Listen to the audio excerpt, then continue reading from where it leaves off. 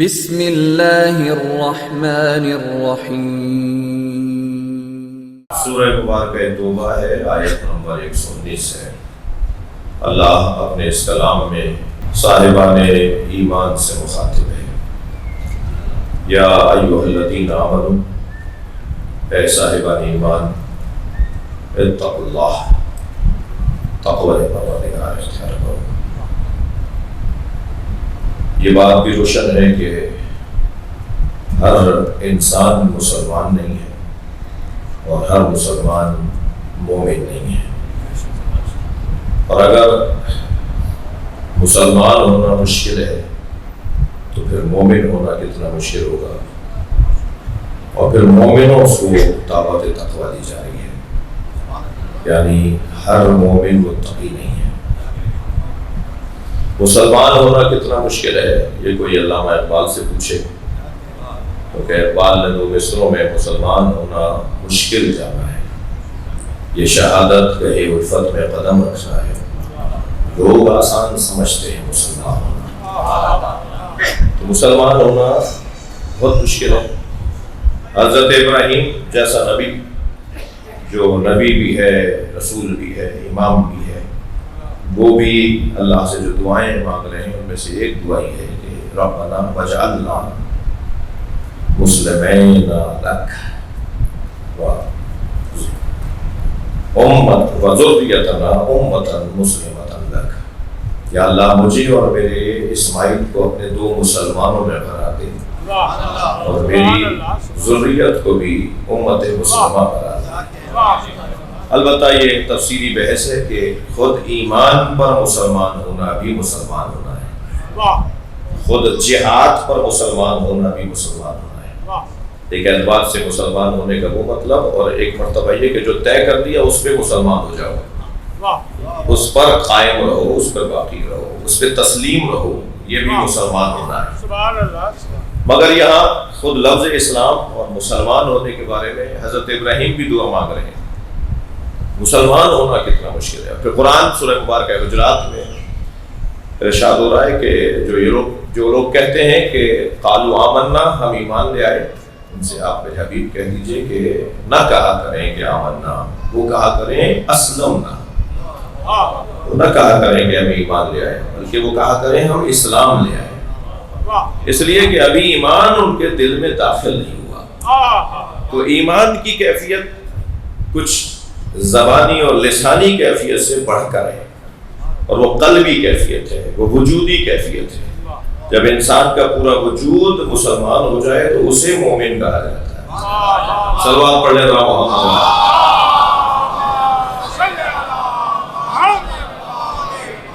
تو کتنا مشکل ہے مسلمان ہونا، پھر اس کے بعد ایمان مومن ہونا کتنا مشکل ہے۔ تو تعریف ایمان کے اندر کہا گیا ہے کہ صرف مومن وہ نہیں ہے جس کی زبان مومن ہو، بلکہ مومن وہ ہے جس کا دل مومن ہو، جس کی آنکھیں مومن ہو، جس کا ہاتھ مومن ہو، جس کا پورا بدن مومن ہو، اسے مومن کہا گیا ہے۔ اور پھر مومنین کو دعوت تقویٰ ہے۔ یا ایھا الذین آمنوا، اے صاحبان ایمان، اتقوا اللہ، اے صاحبان ایمان تقوی پروردگار اختیار کرو۔ ان بچوں اور جوانوں کے لیے، اپنے کم سن اور ہم سن ساتھیوں کے لیے کہہ رہا ہوں کہ تقویٰ جتنا گاڑھا لفظ ہے اتنا مشکل کام نہیں ہے۔ اللہ کبھی بھی ہم سے وہ چیز نہیں مانگے گا جو ہم کر نہ سکیں۔ لا یکلف اللہ نفسا الا وسعها، قاعدہ یہ ہے قرآن کا کہ اللہ کسی کو اس کی ہمت سے زیادہ کام نہیں دیتا۔ اگر ہمارے بس کی نہ ہوتا نا متقی ہونا، تو کبھی بھی ہمیں دعوت تقویٰ نہ دیا جاتا، لیکن دعوت تقویٰ دینا بتایا جا رہا ہے کہ ہم یہ کام کر سکتے ہیں۔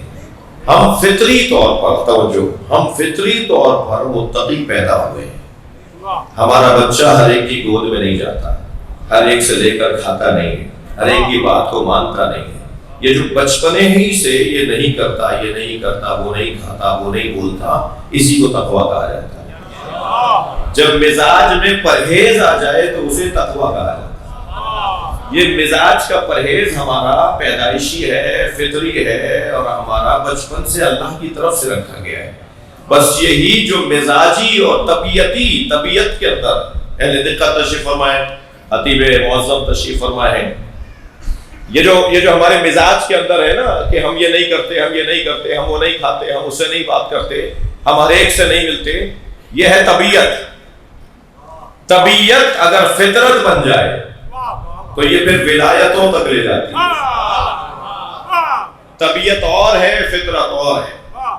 ہم فطرت کی جب گفتگو کریں گے تو وہ روحانی گفتگو ہوگی، اور جب ہم طبیعت کی گفتگو کریں گے تو وہ بدنی گفتگو ہوگی۔ ہمارے بدن کے تقاضے ہماری طبیعت کے تقاضے ہیں، ہماری روح کے تقاضے ہماری فطرت کے تقاضے ہیں۔ یہ محترم سننے والے مستحضر ہیں کہ بدن اور روح ساتھ ساتھ ضرور رہتے ہیں مگر ان میں دوستی نہیں ہے۔ ہاں، بدن اور روح میں دوستی نہیں ہے، اور نہ صرف دوستی نہیں ہے بلکہ کہیں کہیں تو نظر آتا ہے دشمنی ہے۔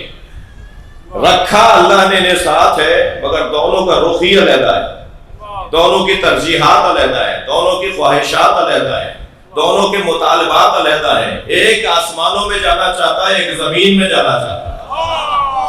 سلمان پڑھے ذرا محمد علیہ۔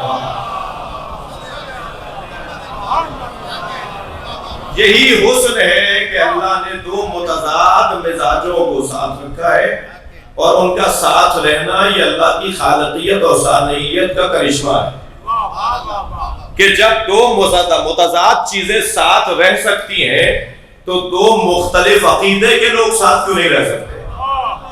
پھر یہ الجھنیں کیوں ہے کہ اس شیعہ کا عقیدہ یہ ہے اور اس شیعہ کا عقیدہ یہ ہے، سنی کا عقیدہ یہ ہے اور شیعہ کا عقیدہ یہ ہے؟ اللہ ہمیں مختلف الخیال پیدا کر کے متحد الوجود دیکھنا چاہتا ہے۔ صلوات پڑھ لیں محمد وآلہ محمد۔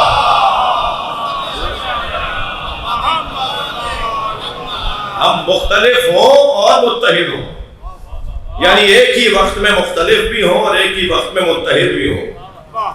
ہم ایک ہی وقت میں کثرت بھی رکھیں اور اسی وقت میں وحدت بھی رکھیں۔ یہ کثرت اور وحدت کا امتزاج پروردگار عالم کی جانب سے حسن خالقیت اور حسن ثانیت ہے۔ لہذا ہماری فطرت کے اندر تقویٰ ہے، یعنی طبیعت کا تقویٰ جب فطرت میں بدل جائے تو پھر وہ یہ ولایتوں تک بات چلی جائے گی، پھر اختیارات حجاب ہٹیں گے، پھر آنکھوں کے سامنے سے حجاب ہٹیں گے، پھر انسان وہ دیکھنے لگے گا جو اور نہیں دیکھتے، پھر وہ سننے لگے گا جو دوسروں کو سنائی نہیں دیتا، پھر وہ درک کرنے لگے گا جو ہر ایک کو درک ہوتا نہیں ہے۔ اسی کو بصیرت کہا جاتا ہے، پھر اسے صاحب بصیرت اللہ بنا دے گا۔ صلوات پڑھے ذرا محمد وآلہ۔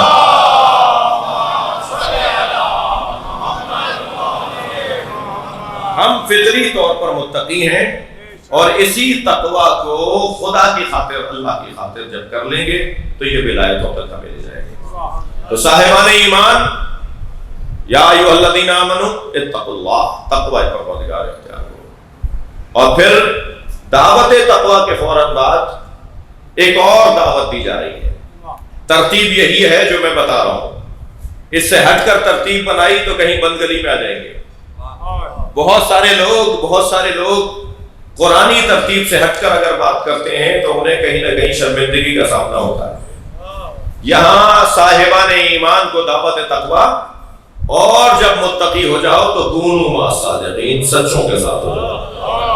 یعنی معلوم یہ ہوا کہ ہر انسان مسلمان نہیں ہے، ہر مسلمان مومن نہیں ہے، ہر مومن متقی نہیں ہے، اور ہر متقی علی کے ساتھ چل نہیں سکتا۔ صلوات پڑھے ذرا محمد وآلہ محمد۔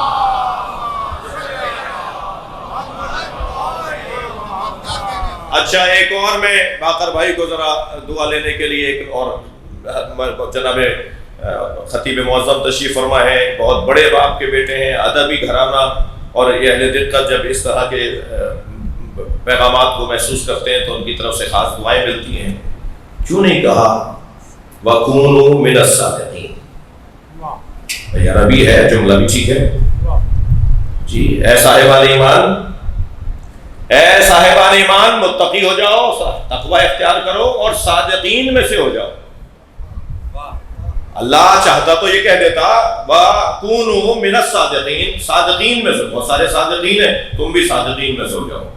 اللہ یہ نہیں کہہ رہا کہ صادقین میں سے ہو جاؤ، اللہ کہہ رہا ہے صادقین کے ساتھ ہو جاؤ۔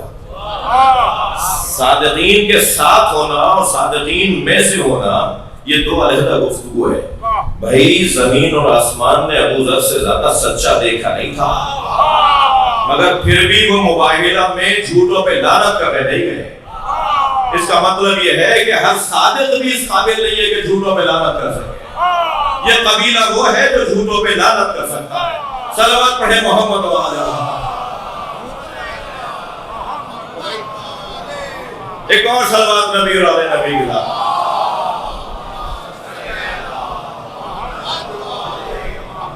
فَاجْعَلْ، اور پھر ہم ثُمَّ نَبْتَهِلْ فَنَجْعَلْ لَعْنَةَ اللَّهِ عَلَى الْكَاذِبِينَ۔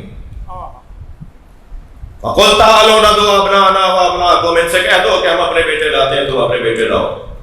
وَنِسَاءَنَا وَنِسَاءَكُمْ، ہم اپنی بیٹیاں لاتے ہیں تم اپنی بیٹیاں لاؤ۔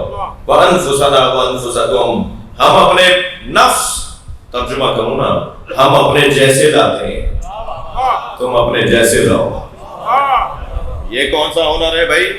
مفسرین اور مترجمین سے ہاتھ جوڑ کر میں معافی چاہ کر جملہ کہوں گا کہ آپ قرآن کے ترجمے اٹھا کے دیکھ لیجئے، سب نے ترجموں میں لکھا ہوا ہے کہ ہم اپنے نفس لاتے ہیں تم آپ نے عربی ترجمہ کہاں کیا؟ نفس کے ساتھ واو اور نون غنہ جوڑ کر آپ نے جمع بنا دیا اور اسے اردو سمجھ لیا۔ ترجمہ کریں نا، نفس کا ترجمہ کیا ہے؟ جیسے نساء کا ترجمہ کیا کہ ہم اپنی بیٹیاں لاتے ہیں تم اپنی بیٹیاں لاؤ، جیسے ابناءنا ابناءکم کا ترجمہ کیا کہ ہم اپنے بیٹے لاتے ہیں تم اپنے بیٹے لاؤ، ایسے نفسوں کا بھی تو ترجمہ کریں نا، ہم اپنے نفس لاتے ہیں تم اپنے نفس لاؤ۔ یہ کیا ترجمہ ہوا؟ ترجمہ تو یہ ہو کہ ہم اپنے جیسے لاتے ہیں تم اپنے جیسے لاؤ۔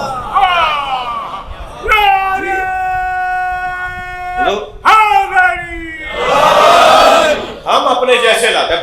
بڑی ایک تعداد، بڑی نہ صحیح مگر ایک تعداد ہے کہ جو یہ چاہتی ہے کہ نبی کو اپنے جیسا کہے۔ یہ آرزو بہت سو کی رہ جائے گی مگر نبی جیسا صرف ایک ہی ہے جسے علی کہا جائے۔ ہم اپنے جیسے لاتے ہیں تم اپنے جیسے لاؤ۔ اور پھر اس کے بعد ثم نبتہل، اور پھر ہم مباہلہ کریں گے، فنجعل لعنۃ اللہ علی الکاذبین، اور پھر ہم جھوٹوں پر اللہ کی لعنت کریں گے۔ جی لعنت اللہ کی ہوگی، ہم بھیجیں گے۔ یہ کوئی نئی بات ہے، رحمت اللہ کی ہے، آتی ان کے ذریعے ہے، علم اللہ کا ہے، ملتا ان کے ذریعے، رزق اللہ طے کرتا ہے، بٹتا ان کے ذریعے۔ ایسے ہی لعنت اللہ کی ہے، ڈالیں گے یہ، یعنی اگر انہوں نے کسی پر لعنت کر دی تو پھر اس کا وجود ہی نہیں رہے گا۔ جی لعنت کا مطلب کوئی دھماکہ نہیں ہے، کوئی فائرنگ نہیں ہے، معاف کیجیے گا، لعنت کا مطلب عدم برکت ہے۔ جس کی زندگی سے برکت اٹھ جائے وہی لعنتی ہے۔ اب میں لعنتیوں کی فہرست تو میں بتانے سے رہا اس ممبر سے، مگر جس پہ رحمت ہے وہ ایک کربلا میں سو رہا ہے، ساری دنیا جس کی رحمتوں سے استفادہ کر رہی ہے۔ اللہ کی رحمت وہاں آتی ہے اور وہاں سے تقسیم ہو جاتی ہے۔ صلوات پڑھنے محمد و آلہ۔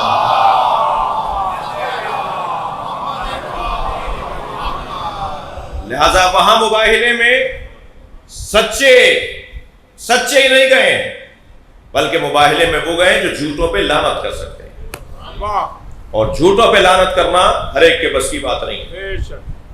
جن کے ہاں اللہ کی جانب سے عصمت کا پہرا ہو۔ ابو ذر سے زیادہ سچا کوئی نہیں، مگر ابو ذر سے کوئی پوچھ لے، ابو ذر کیا معلوم کہ زندگی کا کوئی ایک لمحہ میری زندگی میں ایسا، زندگی کا کوئی ایک لمحہ آیا ہو میری زندگی میں جس میں اس قاعدے اور اس معیار سے ہٹا ہوں، لہٰذا میں خود کی طرف نہیں پلٹاؤں گا چیزوں کو۔ اب جھوٹوں پہ لعنت وہ کرے گا جن کی عصمت کا وعدہ اللہ نے کیا ہے۔